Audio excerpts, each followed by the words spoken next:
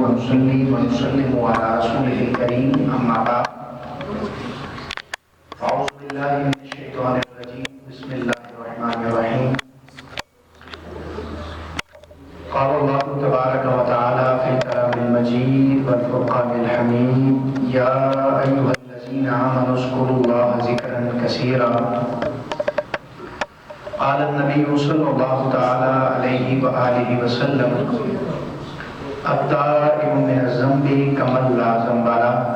أو كما قال عليه الصلاة والسلام قال النبي صلى الله تعالى عليه وآله وسلم من أكثر ذكر الله فقد برئ من النفاق أو كما قال عليه الصلاة والسلام قال النبي صلى الله تعالى عليه وآله وسلم من ذكر الله ففاضت عيناه من خشية الله حتى يصيب الأرض من دموعه لم يعذبه الله تعالى يوم القيامة أو كما قال عليه الصلاة والسلام قال النبي صلى الله تعالى عليه وآله وسلم إن الله ليبعثن أقواما يوم القيامة في وجوههم النور على منابر اللؤلؤ قال أعرابي يا رسول الله صلى الله عليه وسلم حلهم لنا نعرفهم قال هم المتحابون في الله يجتمعون على ذكر الله تعالى يذكرونه من بلاد شتى وقبائل شتى أو كما قال عليه الصلاة والسلام إن الله وملائكته يصلون على النبي يا أيها الذين آمنوا صلوا عليه وسلموا تسليما اللهم صل على سيدنا ومولانا محمد وعلى آل وصحبه سيدنا ومولانا محمد وبارك وسلم وصل عليه وعليه الصلاة والسلام عليك يا سيدي يا رسول الله الصلاة والسلام عليك يا سيدي يا حبيب الله الصلاة والسلام عليك يا سيدي يا رحمة للعالمين وعلى آلك وأصحابك يا سيدي يا خاتم النبيين مولاي صل وسلم دائما أبدا على حبيبك خير الخلق كلهم منزه عن شريك في محاسنه فجوهر الحسن فيه غير منقسم يا صاحب الجمال ويا سيد البشر من وجهك المنير لقد نور القمر لا يمكن الثناء كما كان حقه بعد خدا بزرگ توئی قصہ مختصر واحسن منك لم تر قط عيني واجمل منك لم تلد النساء خلقت مبرئا من كل عيب كأنك قد خلقت كما تشاء. تمام تعریفیں اللہ کے لیے ہیں جو خالق ارض و سما ہے، جس کے امر سے ہر امر واقع ہوتا ہے، جس کے اذن کے بغیر کائنات میں موجود پانی کا قطرہ، ریت کا ذرہ، شجر کا پتا حرکت میں نہیں آتا جب تک کہ اس کی مرضی شامل حال نہ ہو. اور درود لامحدود اس سرور دو جہاں کے لیے کہ جس کو خلق کرنے والا خالق خلق کرنے کے بعد خود درود میں مشغول نظر آتا ہے. سلام تمام اصحاب پر اور آل پاک پر جو ایمان میں آراستہ و پراستہ تھے. الحمدللہ اللہ رب العزت کی خاص توفیق سے آج کی یہ مبارک شب برات کہ یہ پر نور لمحے اللہ رب العزت نے ہمیں اپنے گھر جامع مسجد روشن دین میں نصیب فرمائے ہیں. ہم اپنے مقدر پہ ناز کرتے ہوئے اس کی بارگاہ میں شکر ادا کرتے ہیں اور دعا کرتے ہیں کہ اللہ رب العزت صحیح معنوں میں آج کی اس مبارک رات کا ادب اور احترام اور کثرت سے اپنا ذکر رسالت مآب صلی اللہ علیہ وآلہ وسلم اور بالخصوص تمام معرفت کے راستوں کو طے کرنے والی پہلی سیڑھی یعنی کہ سچے دل سے اللہ ہمیں توبہ کی توفیق نصیب فرمائے. عزیزان گرامی قدر مسند صدارت پر جلوہ گر ہیں یادگار اسلاف مجسمہ اخلاق حسنہ اور اللہ دلوں کے حال زیادہ بہتر جانتا ہے، جن کی زیارت کر کے میں خود اللہ سے اپنے گناہوں کی معافی مانگتا ہوں۔ ایسے بزرگ علماء ہم سب کے لیے باعث فخر ہیں۔ میری مراد اس مسجد کے خطیب عزت مآب حضرت علامہ غلام رسول صاحب زید اقبالہ اور نوجوان میرے بھائی عالم نبیل فاضل جلیل حضرت علامہ قاری توقیر چشتی صاحب زید اقبالہ، ان کے ساتھ ساتھ عزت مآب مفتی اہل سنت حضرت علامہ مفتی شاہین قادری صاحب، مشتاق شاہین قادری صاحب، اور میرے بھائی جن کی وسادت سے اس پروگرام میں حاضر ہوا، اندریب ریاض رسول جناب حافظ محمد اشفاق قریشی صاحب۔ اللہ رب العزت تمام اہل محلہ اور بالخصوص جو میڈیا پر نمائندگی کرتے ہوئے میرے بھائی ہر دفعہ پروگرام کو لائیو چلاتے ہیں، سارے ہر حضرات کا جملہ آباد کا، جن کی معاونت سے جسمانی مالی، جن کی معاونت کی کسی بھی قسم سے آج کا یہ پروگرام ترتیب دیا گیا، اللہ رب العزت کی بارگاہ میں ہم دعا کرتے ہیں کہ اللہ تعالیٰ تمام کو دارین کی سعادتیں نصیب فرمائے۔ میرے بھائی نے بڑے خوبصورت انداز میں شب برات کی فضیلت کے حوالے سے چند ایک چیزیں ذکر کی ہیں، تو یہی 3 عنوانات میرے بھی ذہن کی دہلیز پر بار بار دستک دے رہے تھے، اور میں نے 3 عنوانات پر تھوڑی تھوڑی گفتگو کر لی تھی۔ ایک موضوع تو میرے بھائی نے اور میرے برادر اکبر مفتی صاحب نے قبلہ نے ذکر کر دیا ہے۔ عزیزان گرامی قدر، اسی شب برات آج کی مبارک شب کی فضیلت کے حوالے سے حدیث پاک سیدہ ام المومنین عائشہ صدیقہ رضی اللہ تعالی عنہا، آپ اس حدیث پاک کی راویہ ہیں۔ آپ فرماتی ہیں کہ جب یہ مبارک شب آئی، آقا علیہ السلام حالت سجدہ میں تھے۔ حالت سجدہ میں سید الملائکہ، 600 پروں کی طاقت کے مالک، جن کو تمام فرشتوں کا سردار ہونے کا اعزاز حاصل ہے، اور جن کو یہ طرح امتیاز حاصل ہے ملائکہ میں سے، کہ جنہوں نے 1,24,000 انبیاء اور رسول کی زیارت بھی کی ہے، اور اللہ کی طرف سے نازل ہونے والی تمام آسمانی کتابوں اور تمام صحائف کو جنہوں نے خود یاد فرمایا ہے۔ میری مراد حضرت سیدنا جبریل امین علیہ السلام آپ تشریف لائے۔ دیگر ان کی جو شانیں ہیں ان میں سے ایک شان اور بھی سن لیجئے۔ حضرت سیدنا جبریل امین علیہ السلام آپ کی مبارک شانوں میں سے ایک شان یہ بھی ہے کہ یہ وہ جلیل القدر فرشتے ہیں کہ جنہوں نے 24,000 مرتبہ آقا علیہ السلام کا دیدار فرمایا ہے۔ اب اگر جس بھی اینگل سے دیکھا جائے، سوچا جائے تو 114 صورتیں ہیں قرآن پاک کی، آیات کی تعداد 6,000 سے زائد ہے۔ اگر بعض مقامات پہ صورتیں نازل ہوئی، بعض مقامات پہ آیات کی آیات نازل ہوئی، سیاق و سباق اس کا نازل ہوا، ایسا کبھی نہیں ہوا کہ کبھی آدھی آیت نازل ہوئی ہو۔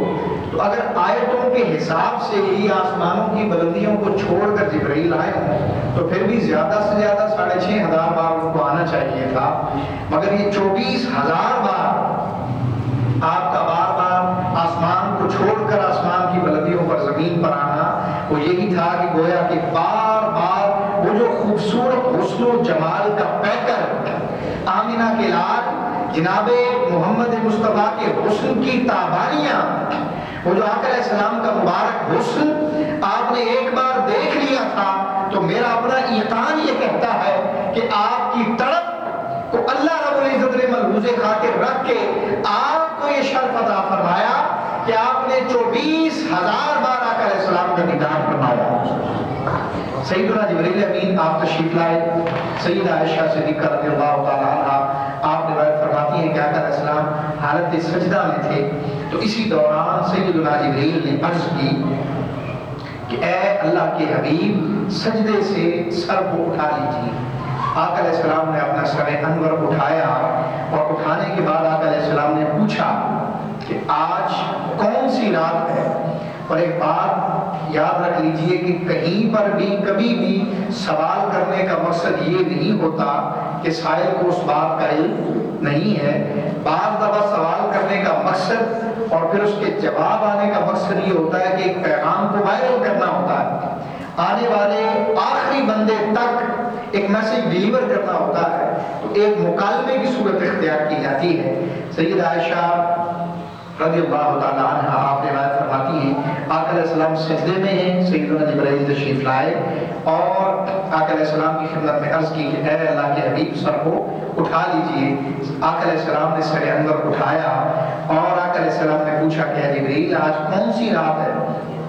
تو سیدنا جبرائیل امین علیہ السلام آپ نے اللہ کے حبیب کی بارگاہ میں عرض کی کہ آج 15ویں شعبان المعظم کی مبارک رات شب بارات ہے. آج کی رات اللہ تعالیٰ شرابی, بدکار, مشرک کے علاوہ تمام لوگوں کی بخشش فرما دیتا ہے. اور پھر فرمایا نہ صرف یہ کہ جب ان سب کی بخشش ہو جاتی ہے بلکہ جبریل امین عرض کرنے لگے کہ آج کی مبارک شب وہ شب ہے کہ جس رات اللہ رب العزت اپنے 300 رحمت کے دروازوں کو کھول دیتا. اور آج کی رات بعد از نماز مغرب اللہ رب العزت اپنی شان کے مطابق جو اس کی شان ہے اس کے مطابق آسمان دنیا پر جلوہ گر ہوتا ہے اور 3 اعلانات کا خصوصی طور پہ دہرائی ہوتی ہے. اور ایک بات یاد رکھی جیسا کہ میں نے ابتدا میں عرض کی ہے کہ آج کی مبارک شب خصوصی طور پہ ندامت کے آنسو بہانے کی ہے, جیسا کہ فرمایا گیا کہ التوبہ ندم, توبہ کیا ہے؟ ندامت ہے. میری عمر 30 سال ہو چکی ہے, ہم میں سے بزرگ حضرات بھی بیٹھے ہیں, نوجوان بھی بیٹھے ہیں جنہوں نے ابھی شباب میں قدم رکھا ہے. اور یاد رکھیں کہ جس طرح یہ چھوٹے چھوٹے ذرات ہوتے ہیں روشنی کے, سائنس ہمیں یہ کہتی ہے کہ اگر سورج کے آگے بادل بھی آ جائیں تو پھر بھی روشنی ہوتی ہے. تو چھوٹے چھوٹے ڈسٹ پارٹیکلز ہوتے ہیں جن کی وجہ سے انڈائریکٹلی اس کمرے میں یا اس جگہ پر جہاں پہ ڈائریکٹ سورج کی شعاعیں نہیں پڑ رہی, سائنس یہ کہتی ہے کہ وہ چھوٹے چھوٹے ذرات ہوتے ہیں وہ سورج سے ڈائریکٹ روشنی حاصل کرتے ہیں اور پھر وہ بغیر کسی رکاوٹ کے جہاں جہاں پہ پھیلے ہوتے ہیں تو سورج نہیں بھی پڑ رہا ہوتا پھر بھی چھوٹے چھوٹے ذرات کی وجہ سے روشنی انڈائریکٹلی پھیلی ہوتی ہے. اسی طرح یہ سفید سوٹ پہن کے ہم میں سے جو بھی کوئی نکلے صبح 8 بجے کپڑے زیب تن کرے, پھر نکلے تو شام کو 8 بجے آئے گا تو ہمیں اپنے کف میلے نظر آئیں گے, اپنا ہمیں کالر میلا نظر آئے گا, اپنا جسم میلا نظر آئے گا. کپڑے لباس سفید کے کیونکہ کلر واضح کلر ہے, گندگی ظاہر جلدی ہوتی ہے. تو چھوٹے چھوٹے گند کے ذرات, آلودگی کے ذرات, گندگی کے ذرات وہ جب پڑ رہے ہیں ہمارے کپڑوں پر ہمیں نظر نہیں آ رہے, جب ان کا گٹھ جوڑ ہو گیا ہے, وہ اکٹھے ہو گئے تو پھر ہم دیکھتے ہیں کہ ہاں یہ 12 گھنٹے کے بعد ہمارا لباس میلا ہو چکا ہے. اسی طرح جب انسان ایک گناہ کرتا ہے تو اس کے دل پر ایک سیاہ نقطہ لگ جاتا ہے, دوسرا کرتا ہے تو دوسرا سیاہ نقطہ, یہاں تک کہ حدیث پاک میں آیا ہے کہ وہ گناہ کرتا چلا جاتا ہے اور اس کا دل مکمل طور پہ گند سے, گناہوں سے, اللہ رب العزت کی نافرمانیوں سے تاریک ہو جاتا ہے, بالکل آلودہ ہو جاتا ہے. جس طرح کپڑوں پہ گند لگ رہا تھا تو پتہ نہیں چلا, جب گند اکٹھا ہو گیا تو ہم نے کہا کہ یہ کیا ہو گیا. اسی طرح انسان گناہوں کی دنیا میں چلتا جاتا ہے, اپنے آپ کو بڑھاتا جاتا ہے, تو جب اس کا دل بالکل اللہ رب العزت کی رحمت سے محروم ہو جاتا ہے, پھر انسان اپنے آخری لمحوں میں پہنچ جاتا ہے, قبر میں چلا جاتا ہے, تو اس وقت اسے اپنی زندگی کے گناہ یاد آتے ہیں کہ جب وہ گناہوں کو کم کرتا رہا, کماتا رہا, ڈارکنیس آف ہارٹ, دل کی تاریکی وہ خود جمع کرتا رہا. امام حارث محاسبی رحمۃ اللہ تعالی علیہ, آپ نے اس حدیث پاک کی شرح میں فرمایا کہ انسان کا دل تاریک ہو گیا, پھر وہ تاریکی ہی میں رہی اور تاریکی کا سفر اس نے جاری رکھا, وہ تاریکی اس کی غفلت میں بدل گئی. پھر اس نے اپنی زندگی کے وہ شب و روز اللہ رب العزت کی یاد کے ساتھ نہیں جوڑے, پھر اس نے اپنے آپ کو تبدیل نہیں کیا، رزم میں، بزم میں، سفر میں، حضر میں، مجالس میں جاتا رہا، مگر اس نے اپنے آپ کی تبدیلی کا ذرہ برابر بھی فکر نہ کی، تو وہ اس کی غفلت بڑھتی بڑھتی بڑھتی چلی جاتی ہے قسوت میں، سختی جسے کہتے ہیں۔ تو وہ قسوت پہ جب دوام اختیار کرتا ہے، استقامت اختیار کرتا ہے، تو اس کی وہ قسوت کی بیماری جو ہے وہ بود میں چلی جاتی ہے۔ امام حارث محاسبی رحمۃ اللہ تعالی علیہ اس حدیث کی شرح میں کہتے ہیں کہ جو بندہ بود کی بیماری میں مبتلا ہو جائے، وہ ساری رات اپنے سجدے کو جھکا کر اللہ رب العزت کی حضور جبین نیاز کو جھکائی رکھے، ساری رات اللہ اللہ کرتا رہے، تو اس کے دل کو جو نور حاصل ہونا تھا اس سے وہ محروم کر دیا جاتا ہے۔ آج ضرورت اس امر کی ہے، اسلاف نے بہت ساری چیزیں ذکر فرمائی ہیں، خصوصاً جب بھی آپ کسی اچھی طرف نکلتے ہیں اور ایک گویا کہ گناہوں کی زندگی سے یو ٹرن لے کر آپ اچھے راستے کی طرف آ رہے ہوتے ہیں، تو عزیزان گرامی قدر اس کی جو پہلی سیڑھی ہے اس کو توبہ قرار دیا گیا۔ آج ضرورت اس امر کی ہے کہ ہم سارے، مجھ سے بہتر میری زندگی کو کوئی نہیں جانتا، ہم سے بہتر، ہم سب میں سے ہر ایک سے بہتر ہماری زندگی کو کوئی نہیں جانتا۔ آج اگر ہماری عمر 80 سال بھی ہے تو اللہ رب العزت کے حبیب جناب رسالت مآب صلی اللہ علیہ وسلم کے جتنے بھی فرامین ہیں، جو اظہر من الشمس ہیں، جو رحمتیں بکھیرتے نظر آتے ہیں، جو برکات لٹاتے نظر آتے ہیں، آقا علیہ السلام کی تعلیمات کا نچوڑ فرامین مصطفیٰ میں سے اخذ ہونے والا ایک سبق یہ بھی ہے کہ کوئی بندہ مومن 100 سال کے گناہوں کا انبار لے کر، ساری تاریکیوں کا ڈھیر لے کر اللہ کی بارگاہ میں حاضر ہو جائے، ایک لمحہ ندامت کرنے کے بعد عرض کرے باری تعالیٰ منہ میں تیرا بندہ، تو آقا علیہ السلام نے فرمایا کہ اس کی ندامت کے وہ جملے اور فقط اس کی آنکھ سے بہنے والا ایک آنسو اس کے 100 سالوں کے گناہوں کی معافی کا سبب بن جاتا ہے۔ آج کی یہ نشست بڑا ہی علمی فکری اصلاحی بیان ہو چکا ہے، چند معروضات کو میں نے اپنے ٹائم میں رہ کر پیش کرنی ہے، ان کو سماعت فرما لیجیے۔ اور آج کی گفتگو کا لب لباب خلاصہ وہ یہی ہے کہ آج ضرورت اس امر کی ہے کہ ہم اپنی کتاب زندگی کو تھوڑا سا کھول لیں اور دیکھ لیں کہ کس کس مقامات پہ سوشل میڈیا کا دور ہے، اور ہر بندے نے ہی میسج دوسرے بندے کو کیا ہوا ہے، چاہے وہ ٹیکسٹ میسج کے ذریعے ہے یا سوشل میڈیا کی جتنی اقسام ہیں ان میں سے جس بھی ذریعے کے ذریعے کیا ہے۔ اب دیکھنا ہم نے خود ہے کہ ہم خود کتنے پانی میں ہیں۔ اور آج ضرورت یہ حدیث بات جو میں نے خطبہ میں پڑھی ہے کہ گناہ سے توبہ کرنے والا شخص ایسے ہو جاتا ہے جیسے اس نے گناہ کیا ہی نہیں۔ اور ہمارے معاشرے کا المیہ یہ ہے کہ ایک کسی بھائی کا کوئی عیب ہمیں پتہ چل جاتا ہے، بلکہ ہم تو جسارت میں رہتے ہیں کہ ہمیں کسی کی کوئی عیب جوڑی کرنے کا موقع ملے۔ آقا علیہ السلام نے فرمایا کہ گناہ جتنے مرضی ہوں مگر کوئی توبہ کے ذریعے واپس آ جائے اور اللہ کی بارگاہ میں اپنے آپ کو پیش کر کے ندامت کے آنسو بہا کے اس کے در کو کھٹکھٹانے کی کوشش کرے، تو فرمایا گیا کہ وہ ایسے ہو جاتا ہے جیسے اس نے وہ گناہ کیا ہی نہ ہو۔ وہ گناہ سے ایسے اللہ رب العزت اس کے پاک فرما دیتا ہے۔ ہمارا المیہ یہ ہے کہ ہمارے بھائی کا، دوست کا، قریبی کا کوئی ایک عیب پتہ لگ جائے تو ہم، اور پھر بعد ازاں 10 سال کے بعد مثال کے طور پہ ایک بندہ ہے وہ گناہ کر رہا ہے ہمارے سامنے، اللہ رب العزت جب چاہے جس کو چاہے ہدایت عطا فرما دے۔ فراز نے کہا تھا کہ مت دے کسی کو حقارت کی نظر سے فراز، ہر چہرہ کسی نہ کسی کا محبوب ہوتا ہے۔ تو ہم کسی کو بظاہر دیکھ رہے ہیں کہ وہ شرابی ہے، بدکار ہے، نہ جانے وہ اس کا کوئی عمل عند اللہ ایسا محبوب ہو کہ وہ اللہ رب العزت کا محبوب ترین بن چکا ہو۔ 10 سال بعد ایک بندے کا عیب ہمارے سامنے ظاہر ہے، 10 سال بعد وہ ایک بن جاتا ہے، داڑھی رکھ لیتا ہے، تسبیح پھیرنے لگ جاتا ہے، سر پہ امامت شریف سجا لیتا ہے۔ ہماری یہ کمزوری ہے، المیہ ہے معاشرے کا کہ ہم اسے یہ کہتے ہیں کہ تم وہی ہونا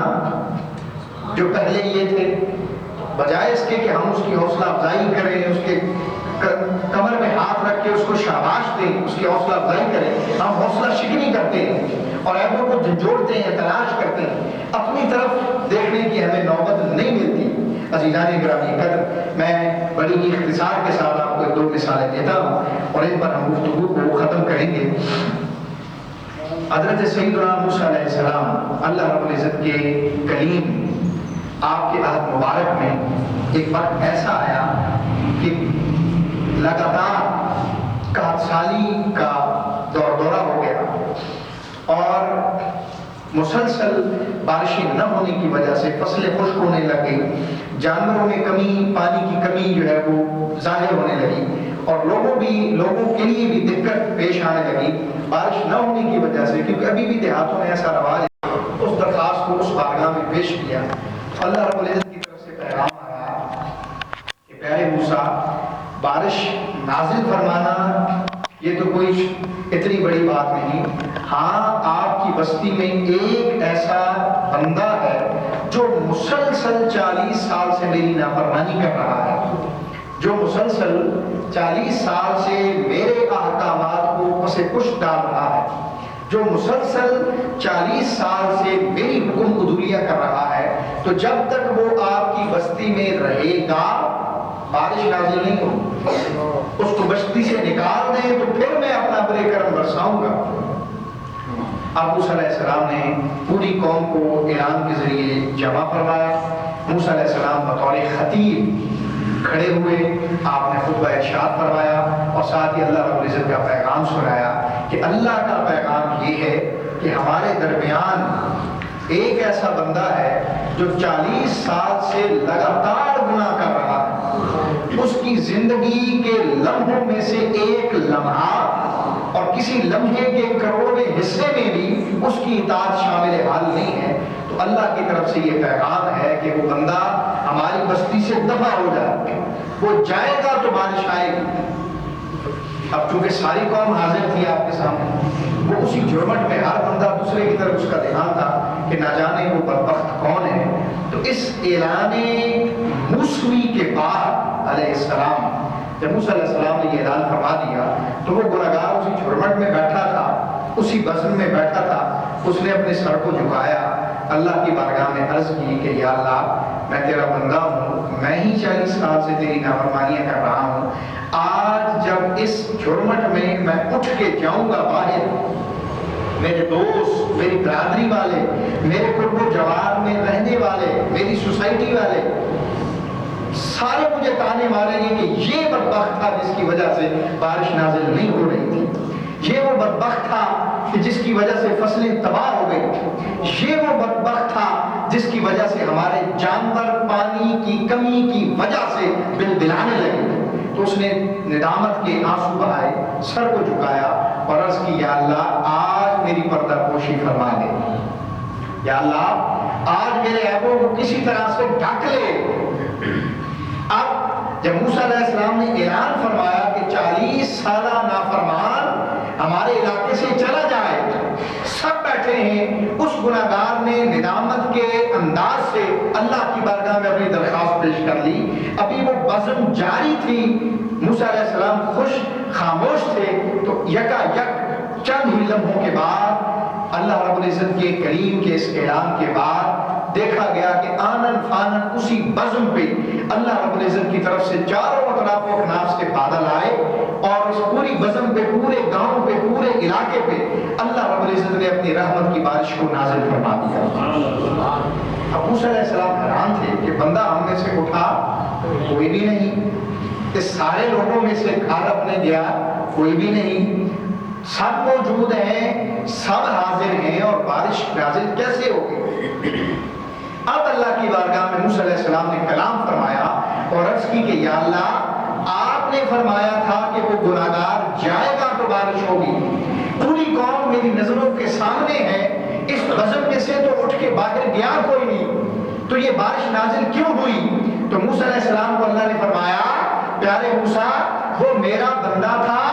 وہ میری نافرمانیاں کرتا رہا، وہ میری حکم عدولیاں کرتا رہا اور اس نے میری ہی بارگاہ میں سچے دل سے توبہ کر لی کہ یا اللہ تو مجھے ندامت سے بچا لے، ساری زندگی گناہ نہیں کروں گا، تو اس کی مجھے وہ توبہ کی ادا پسند آ گئی اور میں نے اس کے 40 سال کے گناہوں کو معاف فرما دیا۔ اب موسیٰ علیہ السلام اللہ وہ بندہ ہے کون؟ اب کیونکہ نبی ہیں، کریم ہیں، اللہ کے لاڈلے پیغمبر ہیں، اللہ رب العزت کی ایک صفت کی تجلی کوہ طور پہ انہوں نے ملاحظہ فرمایا ہے، اور اس تجلی کو دیکھنے کے بعد 40 دن آپ بے ہوش رہے ہیں، تو اس وہ آیت مبارکہ جس میں آپ کا ذکر ہے اس کی شرح میں مفسرین کرام نے لکھا کہ 40 دن موسیٰ اس صفت کی تجلی کو دیکھنے کے بعد بے ہوش اس وجہ سے رہے کہ اگر وہ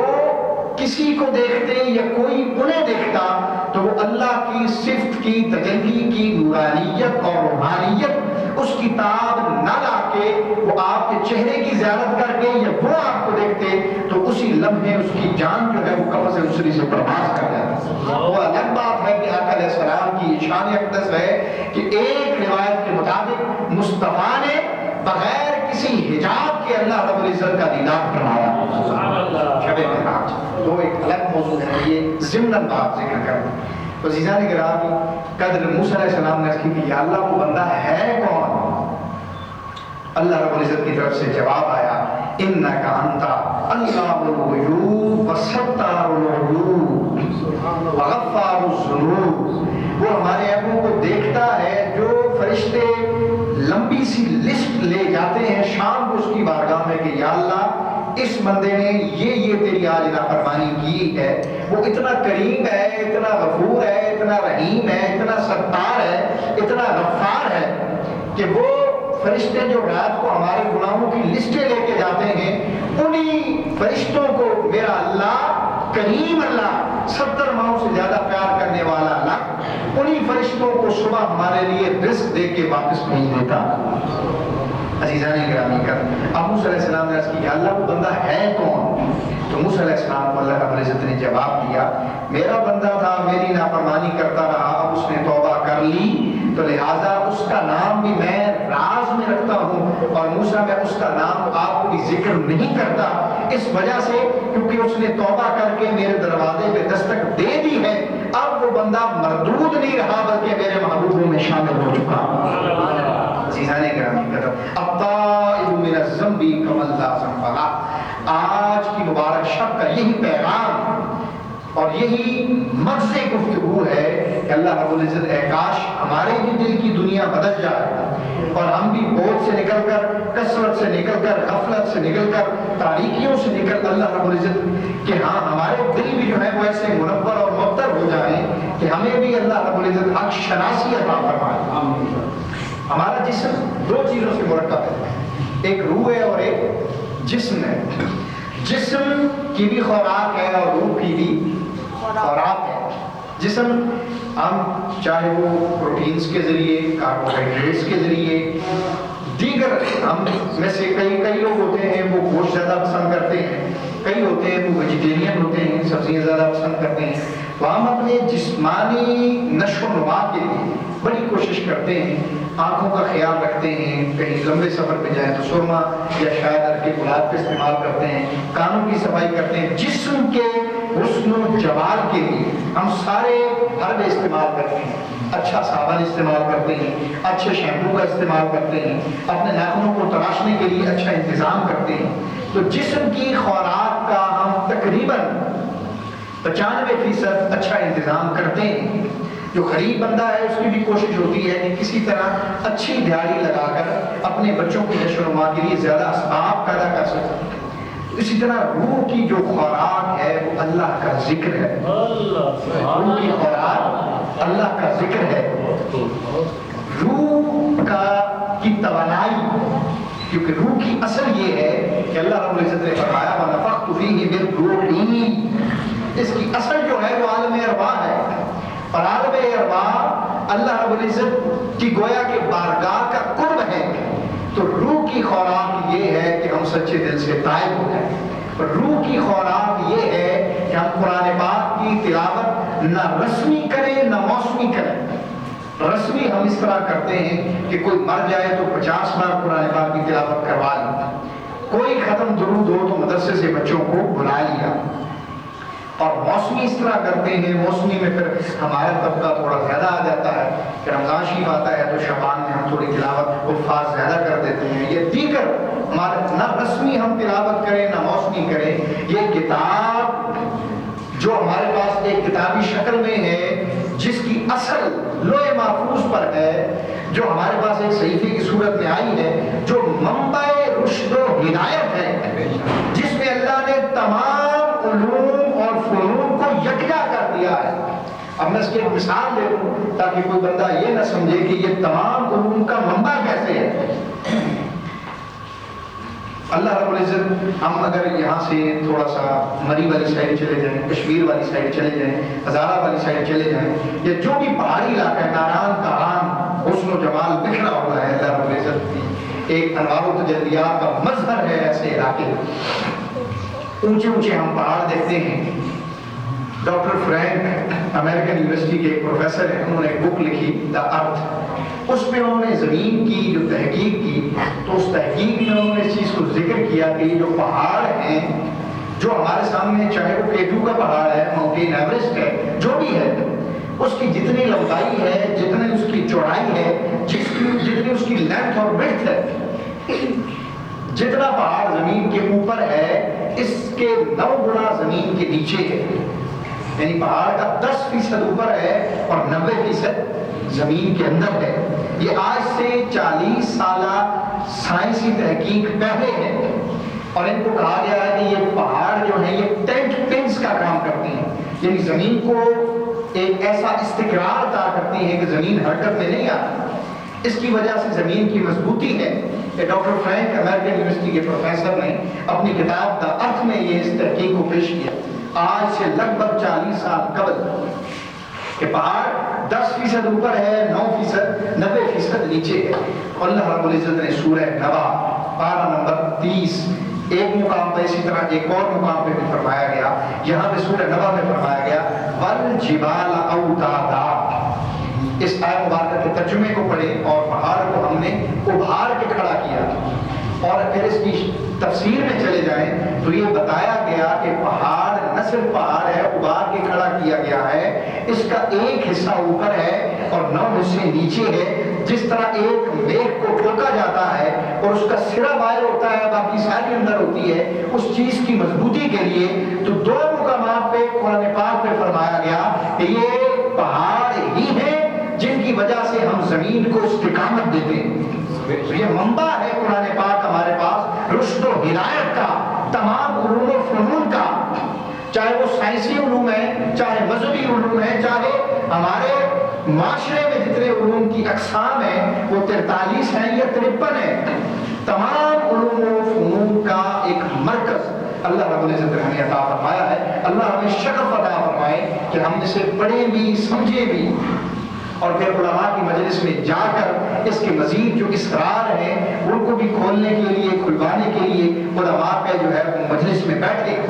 الطائب من الذنب کمن لا ذنب لہ. تو روح کی خوراک اللہ کا ذکر ہے، قرآن کی تلاوت ہے. روح کی خوراک ذکر رسالت مآب صلی اللہ علیہ وآلہ وسلم ہے. تو جس طرح جسم کی نشو و نما کے لیے ہم اتنی کوششیں کرتے ہیں، تگدو کرتے ہیں، تو روح کی خوراک کے اسباب یہ بھی ہمیں جنریٹ کرنے کے لیے کچھ نہ کچھ کوشش کرنی چاہیے. آخری مثال عہد رسالت مآب صلی اللہ علیہ وآلہ وسلم کی دے کر میں گفتگو کو ختم کرتا ہوں. سرکار دو عالم صلی اللہ علیہ وآلہ وسلم کا مبارک عہد ہے. ایک کیس آیا آقا علیہ السلام کی بارگاہ میں، اور وہ کیس تھا قبیلہ جوہینہ کی ایک خاتون کا. اور آج کی مبارک شب ہے تو قبیلے کا ذکر ہوا تو یہ حدیث پاک میں سن لیجئے. آج کی مبارک شب کی فضیلت کے حوالے سے آقا علیہ السلام نے فرمایا کہ 15ویں شعبان شب برات وہ مبارک رات ہے کہ جس رات اللہ رب العزت عرب کے قبیلہ بنکل کی بکریوں کے بالوں کے برابر لوگوں کی اللہ رب العزت بخشش اور مغفرت فرماتا ہے. تو مختلف احادیث میں مختلف اس کی کوانٹٹی بیان کی گئی ہے، اتنے لوگوں کو، اتنے لوگوں کو، اتنے لوگوں کو. تو مختلف احادیث میں مختلف اس کی کوانٹٹی بیان کی گئی ہے، اتنے لوگوں کو، اتنے لوگوں کو، اتنے لوگوں کو. دراصل بات تو یہ ہے کہ جو بندہ بھی اس کی بارگاہ میں آ کے سوال کر لے تو علام مستغفرین فاغفر اللہ، علام مسترزقین فاغفر اللہ، علام مبتلیشن فوافیہ. یہ اعلانات تو اللہ رب العزت کی طرف سے بار بار ریپوٹیشن کے ساتھ مغرب کی نماز سے لے کر فجر تک ہوتے رہتے ہیں۔ تو عزیزان کرام بالکل کوئی بھی بندہ ایک ندامت کا آنسو بہا کر اس کی بارگاہ میں ایک دفعہ دستک دے لے تو ہم امید کرتے ہیں اللہ کی بارگاہ میں کہ ضرور اس کی جو مناجات ہیں وہ رائگاں نہیں جائیں گی، اس کے وہ جو جملے ہیں اللہ کی بارگاہ میں پیش کیے ہوئے وہ ضائع نہیں ہوں گے، بلکہ ضرور اللہ رب العزت آج کی مبارک شب رزق مانگنے والے کو رزق کی فراوانی عطا فرمائے گا، بخشش مانگنے والے کو بخشش کا مصدع سنایا جائے گا۔ کسی بھی حاجت کو پیش کر کے اس کی بارگاہ میں اپنے دست سوال کو بچھانے والے کے لیے اللہ اس کی حاجت کو ضرور پورا فرمائے گا۔ آقا علیہ السلام کا مبارک عہد ہے، ایک کیس حضور کی بارگاہ میں آیا، قبیلہ جوہینہ کی ایک خاتون کا، یہ خاتون ہے، ان سے یہ گناہ سرزد ہو گیا ہے اور اب یہ حاملہ ہے۔ سرکار دو عالم صلی اللہ علیہ وسلم نے فرمایا وہ خاتون خود آئی، خود آقا علیہ السلام کی بارگاہ میں آئی، اور یاد رکھیں کہ جب بھی کوئی بندہ اسی طرح، وہ تو خوش نصیب تھے جنہیں حضور کا عہد مل گیا، جب بھی کوئی بندہ معترف ہو جائے، اعتراف کر لے اپنے گناہ کا اللہ کی بارگاہ میں، اس کا مطلب دنیا کی عدالت کا تھوڑا قانون اور ہے اور اللہ کی عدالت کا قانون اور ہے۔ دنیا کا اظہار کرے گا اور اس کی تلافی چاہے گا تو ضرور اللہ اس پر کرم فرما کے اسے معاف فرما دے گا۔ تو دنیاوی عدالت اور ایزدی عدالت میں یہ فرق ہے، جہاں ہم پر گرفت ہوتی ہے اور وہاں ہمیں عطا پر عطا ہوتی ہے، 70 ماؤں سے اللہ زیادہ پیار عطا فرماتا ہے۔ اب وہ قبیلہ جو ہے نا، یہ خاتون خود حضور کی بارگاہ میں حاضر ہوئی، صحابہ کرام بیٹھے تھے، اس نے اپنے گناہ کا اقرار کیا کہ مجھ سے یہ خطا ہو گئی، تو اے اللہ کے حبیب میں اپنے آپ کو پیش کرتی ہوں۔ آقا علیہ السلام نے صحابہ کو حکم دیا کہ ان کو فلاں مقام پہ آپ شفٹ کر دیں، اور جب تک ان کے بچے کی ولادت نہیں ہوتی ان کے خورد و نوش کا اور سارے رہن سہن کا انتظام کیا جائے۔ اب ٹائم گزرا، وقت گزرا، اس کو اللہ رب العزت نے بیٹا عطا فرمایا، پھر آقا علیہ السلام کی خدمت میں اس کو پیش کیا گیا۔ تو جو ایک شرعی سزا ہے رجم کرنا، پتھر، شادی شدہ مرد ہو یا عورت ہو، اسے گناہ سرزد ہو جائے تو پھر اس کی سزا رجم ہے، پتھر مار مار کے اس کو ختم کر دینا۔ تو اگر یہ اسلامی شرعی سزائیں تو آقا علیہ السلام کے عہد مبارک میں لاگو تھی، اور آقا علیہ السلام کے عہد مبارک میں جن کو پروموٹ کیا گیا، ہم تو جو ہمیں ویسٹرن ورلڈ یا ویسٹرن کنٹریز کی طرف سے ایک کانسیپٹ دیا گیا کہ یہ ظالمانہ تشدد ہے، اگر ایک بھی ایسا واقعہ ہو جائے اور شرعی سزا کسی کو مل جائے تو اس پوری سوسائٹی میں دوبارہ اس گناہ کا نام و نشان باقی نہیں رہے گا۔ المیہ یہ ہے کہ آج ہمارے بھی اس دور میں یا بالخصوص ملک پاکستان میں عدالتی نظام ایسا ہے کہ اگر ایک بزرگ ہیں انہوں نے کوئی کیس دائر کروایا ہے تو اس کے پوتے بھی وہ کیس چلاتے رہتے ہیں، اتنا اس کو طوالت دے دی جاتی ہے۔ تو اب وہ علیہ السلام کی بارگاہ میں اس کو دوبارہ پیش کیا گیا تو شرعی سزا کے مطابق اس کو پتھر مار کے اس خاتون کو رجم کر دیا گیا، وہ مر گئی۔ اب آقا علیہ السلام نے صحابہ کو حکم دیا کہ اس خاتون کے کفن دفن کا انتظام کیا جائے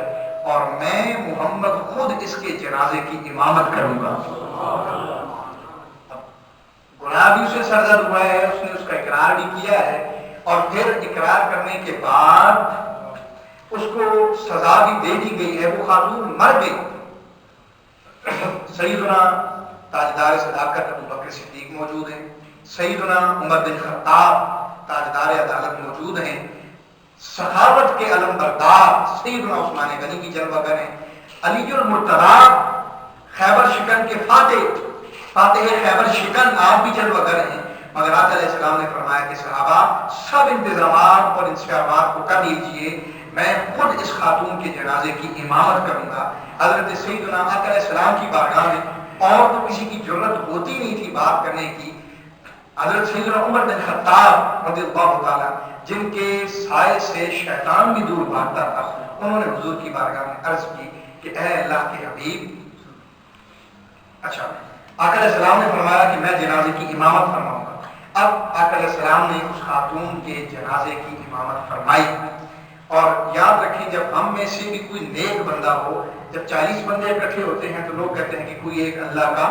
ولی ہوتا ہے، بعض لوگ جنازہ پڑھتے ہیں تو اس میت کی بخشش ہوتی ہے، بعض دفعہ ایسا ہوتا ہے کہ میت ایسی ہوتی ہے کہ جنازہ پڑھنے والوں کی بخشش ہو جاتی ہے، جن میں سے ہم اب نام ذکر کریں گے تو بات بڑی طول کی طرف، طوالت کی طرف چلی جائے. تو بعض دفعہ میت کی وجہ سے جنازہ پڑھنے والوں کو معاف کر دیا جاتا ہے، اور بعض دفعہ جنازہ پڑھنے والوں میں کوئی اللہ کا محبوب ایسا ہوتا ہے جس کی وجہ سے اس میت کو اللہ رب العزت بخش دیتا ہے. تو اب حضور جب دعا فرمائیں گے اللہم اغفر لحینا و میتنا و شاہدنا و غائبنا و صغیرنا و کبیرنا و ذکرنا و انسانا، تو جب آقا علیہ السلام خود جنازے کی امامت فرما رہے ہیں تو اب کوئی سوال ذہن کے کروڑویں حصے میں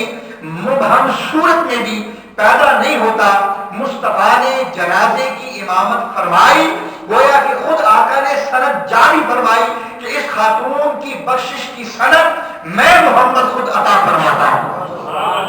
نعرہ تکبیر، نعرہ رسالت، نعرہ حیدری. تو اب جب جنازہ ہو گیا، جنازے کی امامت ہو گئی،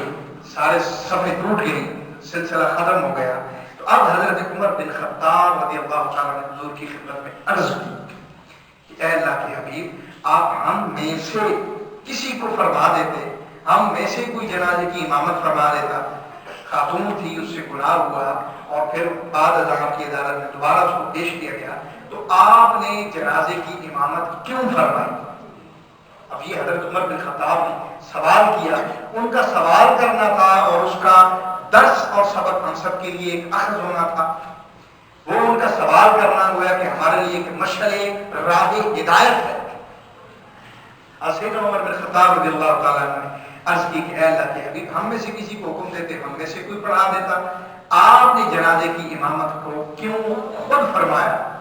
اب جناب رسالت مآب صلی اللہ علیہ وسلم کا فرمان سنیے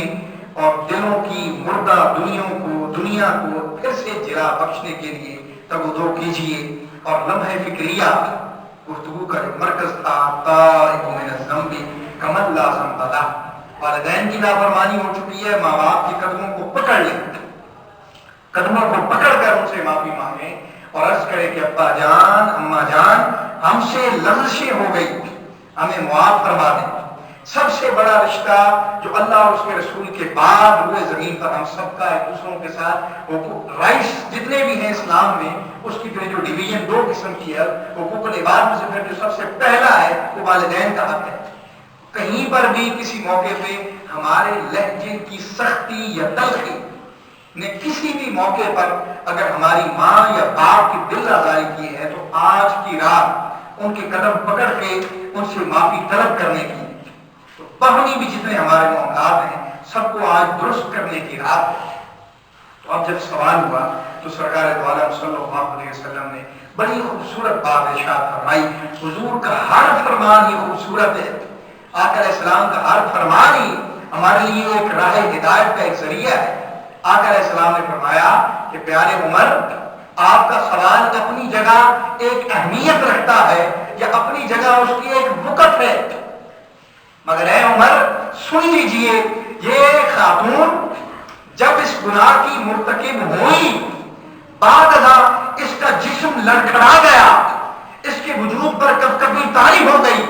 اور اس کے جسم میں جو کبکبی طاری ہوئی، جو گناہ کی شرمندگی اس کی طبیعت میں پیدا ہوئی، اس کیفیت میں اس نے اللہ کی بارگاہ میں عرضی پیش کی کہ یا اللہ مجھ سے خطا ہو گئی ہے، مجھے معاف فرما. اے عمر، آپ نہیں جانتے یا جنازہ پڑھنے والوں میں سے کوئی نہیں جانتا، میں اس چیز کا اظہار کر دیتا ہوں. سن لو عمر، اس خاتون سے خطا ہوئی، اس نے اللہ کا دروازہ کھٹکھٹایا اور وہ لمحے اللہ کی بارگاہ میں اتنے محبوب ہوئے کہ اللہ پاک نے اس کی توبہ اس شان سے قبول فرمائی ہے. اگر مدینے کے 70 گناہگاروں میں اس کی توبہ کو تقسیم کیا جائے تو اس کی ایک توبہ کی وجہ سے اللہ 70 گناہگاروں کو معاف کرنے کے لیے تیار ہے. اس کی ایک کی توبہ میں اتنی جان ہے، اس کی ایک توبہ کے وہ جو لمحے تھے وہ اللہ کی بارگاہ میں اتنے محبوب ہوئے، اتنے اللہ کو پسند آئے. اگر 70 گناہگاروں میں اگر اس کی توبہ کو 70 گناہگاروں میں بھی تقسیم کر دیا جاتا تو پھر بھی اللہ رب العزت اس ایک خاتون کی وجہ سے 70 مدینے کے گناہگاروں کو معاف فرما دے. اخلاص، للہیت، دل کی اندر تشریف لے آئے. نوجوان بھائی کثیر تعداد میں بیٹھے ہیں، میرے نوجوان بھائی اندر تشریف لے آئے. اللہ آپ سب کی حاضری بر وقت جو ہے وہ اس کو قبول فرمائے. آپ کو حضور کا اللہ رب العزت عاشق بنائے. سارے بھائی نوجوان باہر والے کرم تشریف لے آئے. بعد ازاں کافی وقت آپ کو نفلی عبادت کے لیے انشاءاللہ مہیا ہوگا. تو دل کی عمیق گہرائی، روح کی تنہائی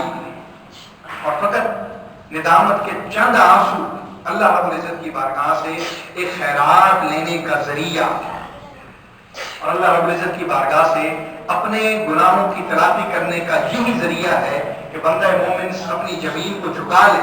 انفرادی طور پہ، اجتماعی طور پہ. اب کچھ لوگ ہیں وہ گھروں میں مصلی بٹھا کے اللہ اللہ کر رہے ہیں، نور اللہ نور، سبحان اللہ، کیا ہی بات ہے.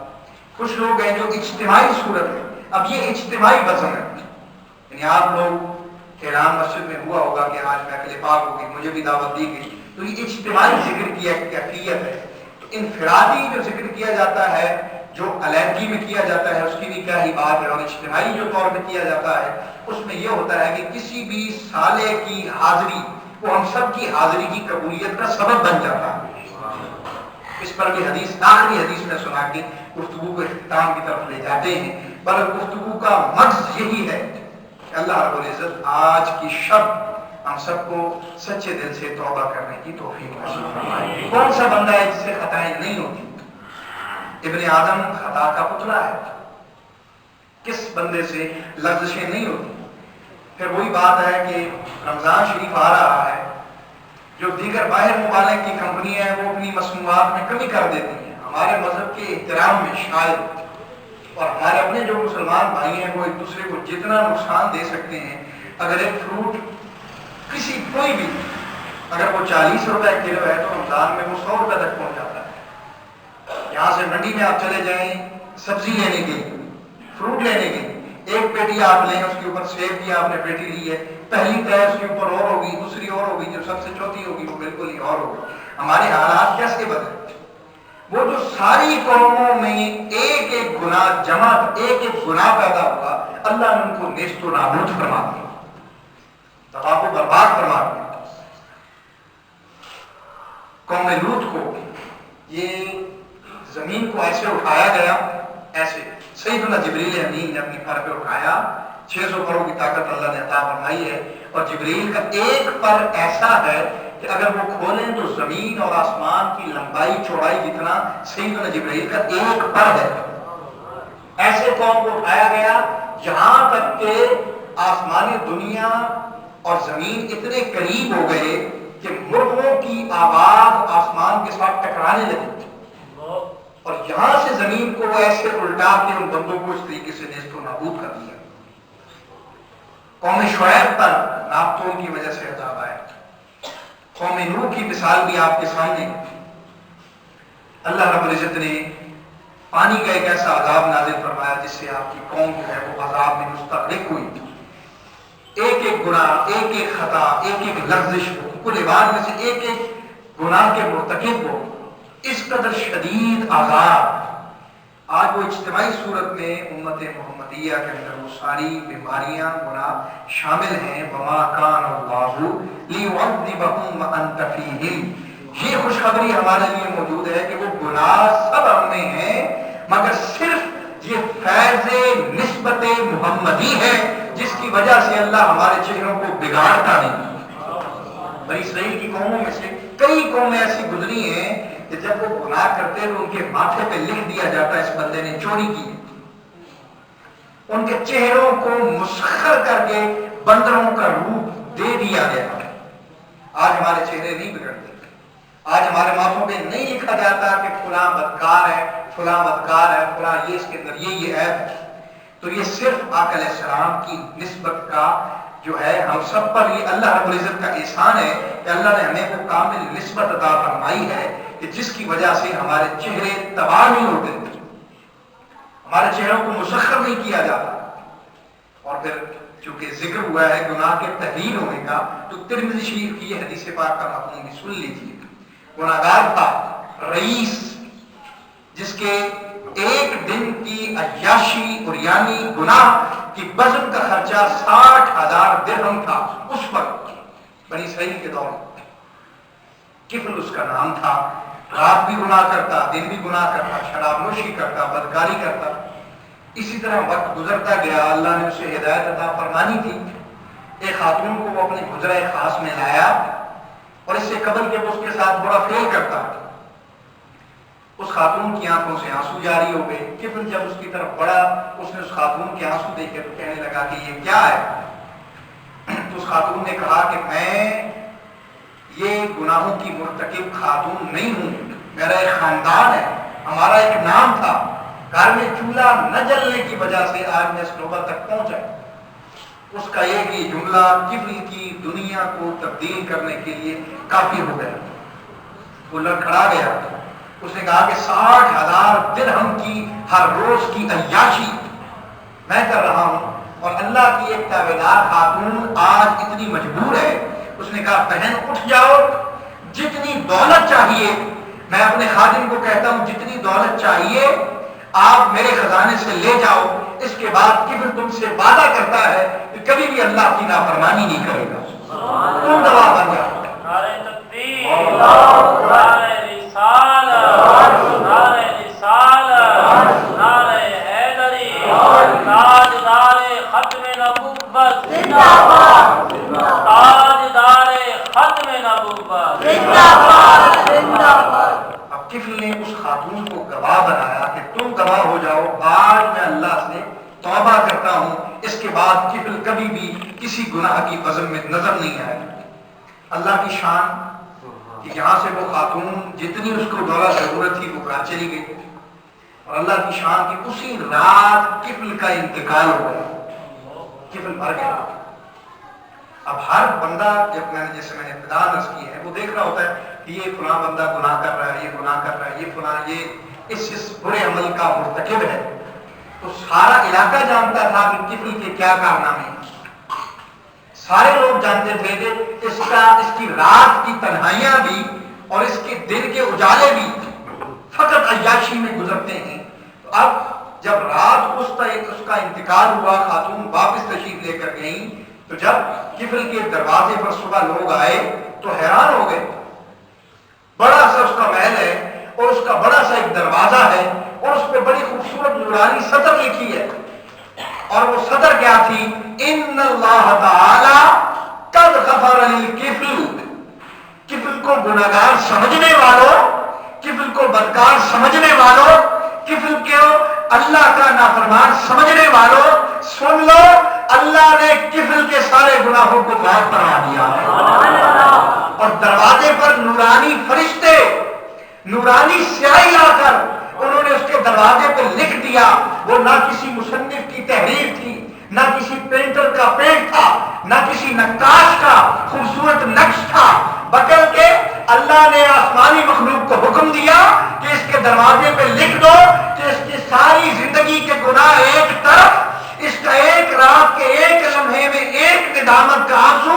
ایک طرف، اس لمحے کی وجہ سے اللہ نے کفل کی ساری خطاؤں کو معاف فرما دیا۔ تو دروازے پہ لکھ دیا گیا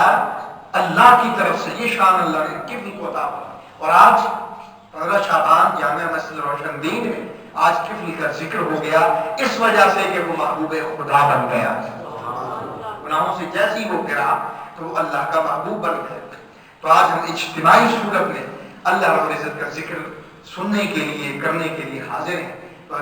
تین حدیث میں نے ذکر کی فضیلت کے حوالے سے بھی پڑھی تھی، میرے بھائی نے مجھے چند منٹ اور دیے ہیں، وہ حدیث بات بڑی جلدی سے آپ کو سنا کر اجتماعی ذکر کا فائدہ بھی بتا۔ ان اللہ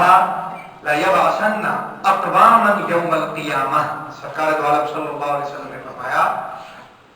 کہ حشر کی بزم جب سجی ہوگی، جب حشر میں سارے لوگ حاضر ہوں گے، قبریں جب سب کی شک ہوں گی،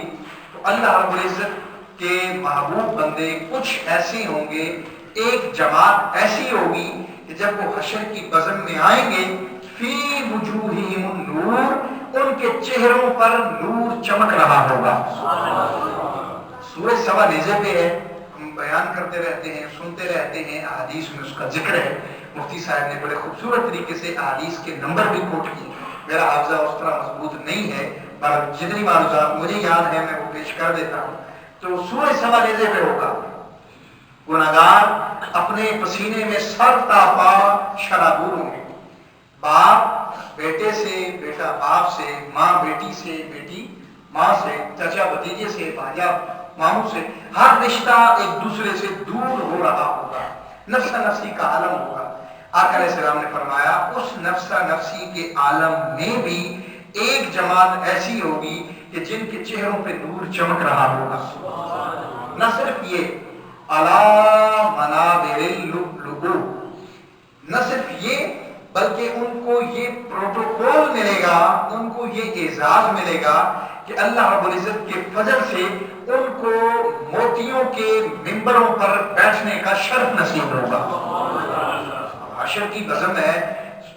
ایک دن کئی ہزار سال کے برابر ہے، تو اللہ رب العزت ایک جماعت کو اتنا اعزاز دے رہا ہے. اور پھر آقا علیہ السلام نے وضاحت بھی فرمائی کہ نہ وہ نبی ہوں گے نہ ہی شہید ہوں گے. شہیدوں کا بھی بہت اونچا مرتبہ ہے، اور انبیاء تو پھر عام جتنی بھی مخلوقات ہیں. دیکھیں یہ اللہ رب العزت کا سلیکشن الیکشن نہیں ہے کہ اللہ پاک نے اتنی اربوں دنیا میں سے فقط 1,24,000 کم و بیش کو نومینیٹ کیا نبوت و رسالت کے لیے. پھر ان 1,24,000 میں سے پھر 313 کو رسالت کی مزید اعزازی شان عطا فرمائی. اور نبی اور رسول کا فرق یہی ہے. آج کی وزن میں چھوٹے بچوں کے لیے ایک سبق ہے کہ نبی رسول وہ ہوتا ہے جس کو اللہ ایک باقاعدہ صحیفہ دے کے، تعلیمات دے کے، شرعی احکام دے کے جس کو بھیجتا ہے وہ رسول کہلاتا ہے. اور نبی وہ ہوتا ہے جس کے لیے باقاعدہ وہ صحیفہ یا وہ ایک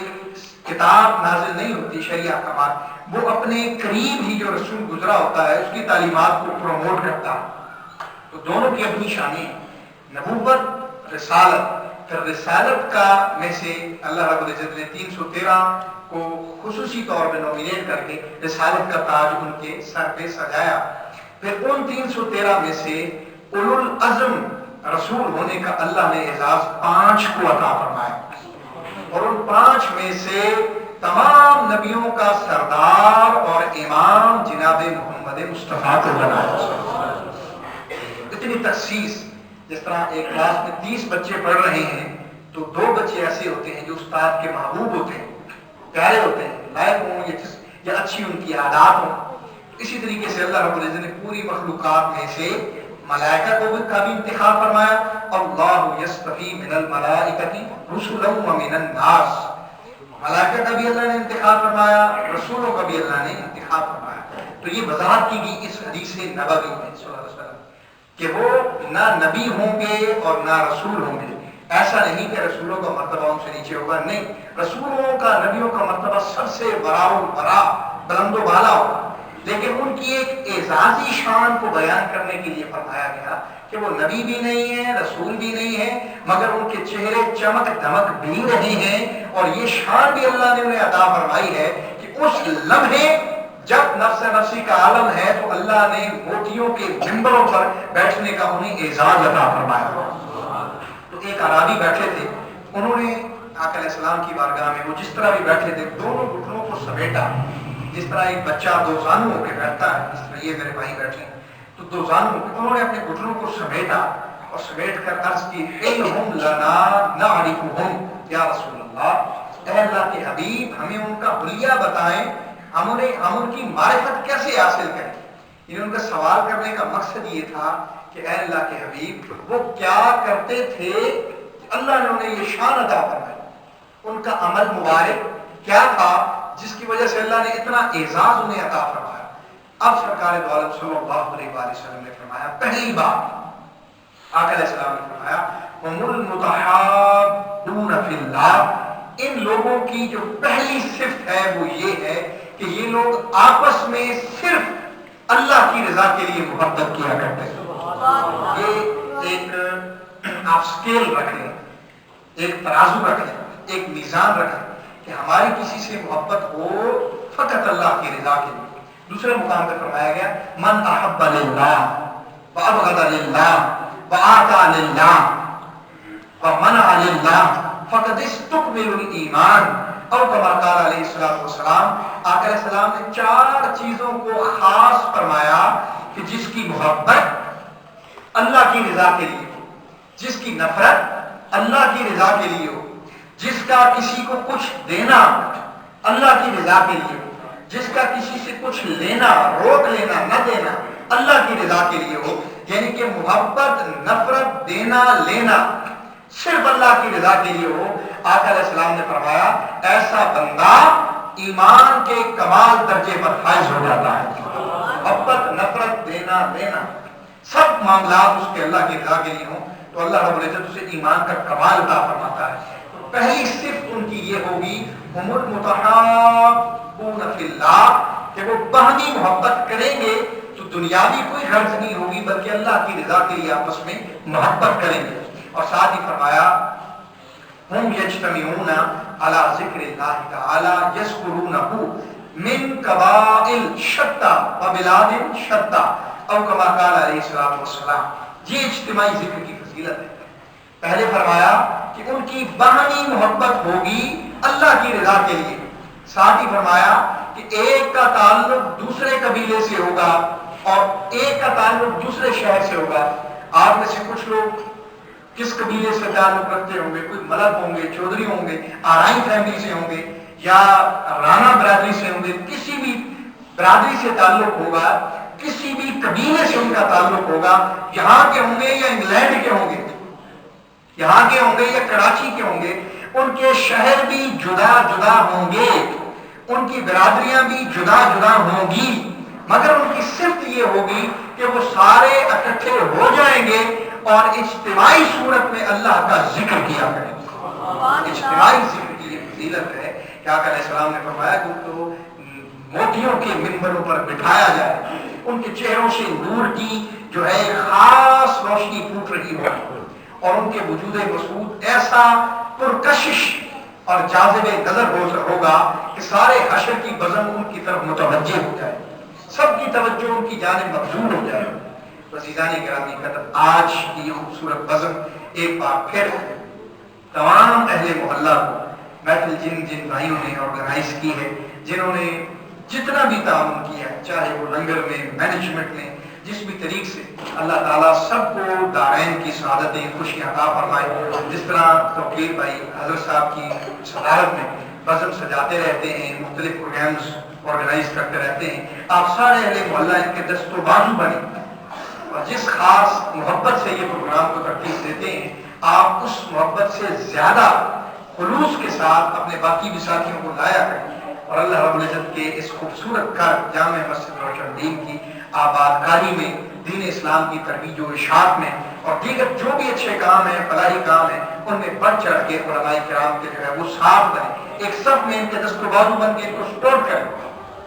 تو عزیزان گرامی قدر، اللہ رب العزت کی بارگاہ میں دعا ہے کہ اللہ پاک ہمیں خالص اپنی رضا کے لیے عبادت کرنے کی توفیق نصیب فرمائے اور سچے دل سے اللہ رب العزت ہمیں توبہ کر کے اپنے دامن کے ساتھ، آقا علیہ السلام کی تعلیمات کے ساتھ، صحابہ کی محبت کے ساتھ، اہل بیت کی مودت کے ساتھ تا دم آخر جڑا رہنے کا شرف نصیب فرمائے۔ وما توفیقی الا باللہ۔